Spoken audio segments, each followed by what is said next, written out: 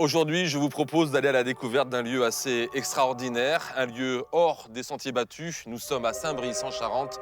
Bienvenue à l'abbaye de Châtres.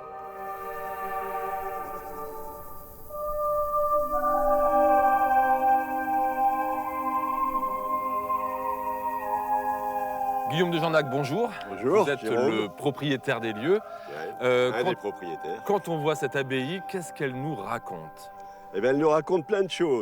Elle nous raconte en particulier une bonne partie de l'histoire de France, puisque cette abbaye a été édifiée en fin du XIIe siècle, au tournant de l'art roman et de l'art gothique, et elle vit encore, un peu difficilement, mais elle vit, et nous sommes au XXIe siècle. Donc, elle raconte plein de choses sur l'histoire de France, le Moyen Âge, la Renaissance, la Révolution.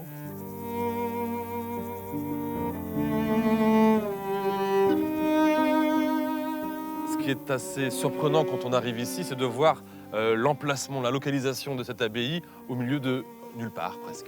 Alors, cette abbaye, elle a été choisie pour ça. Elle a été choisie pour, effectivement, être au milieu de nulle part, parce que les moines augustiniens voulaient s'entourer de silence. C'est le silence qui les habillait.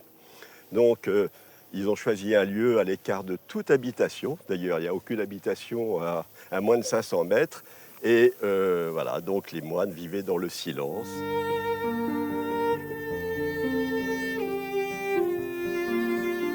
Donc là où nous marchons en ce moment même, Guillaume, c'est pas n'importe où. Non, on est dans le déambulatoire. C'est là où les moines sortaient tous les jours pour psalmodier, pour prier, pour chanter autour de ce déambulatoire qui était en partie couvert, puisque tous les murs que vous voyez latéraux étaient couverts. On a fait de la tonte différenciée justement pour montrer, lorsque nous avons les visiteurs l'été, pour leur montrer l'amplitude des bâtiments qu'on appelle des bâtiments conventuels, des moines.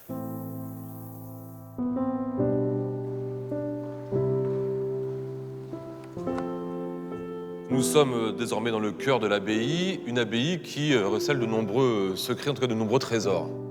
Donc il y a 5 registres, 5 registres du bas jusqu'en haut, avec des blasons au 2e et 3e registre, les fleurs de lys au 4e registre et les léopards couronnés au 5e registre avec la croix de Toulouse.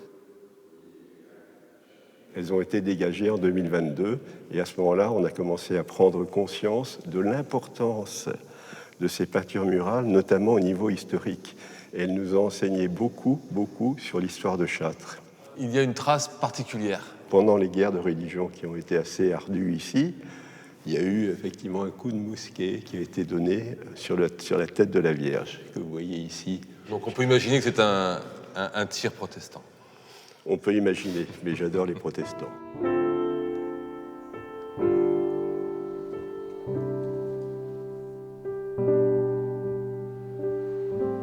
Cette abbaye, dans ces derniers temps, a une histoire mouvementée. Elle a même servi de faïencerie. Exactement. Donc la faïencerie a duré à peu près 25 ans avant de péricliter. Et à ce moment-là, elle a été transformée en grange. C'est-à-dire qu'il y a des agriculteurs locaux qui sont installés sur place et il y avait du bétail, il y avait des charrettes. Autant dire qu'elle revient de loin, cette abbaye. Elle revient assez loin, oui.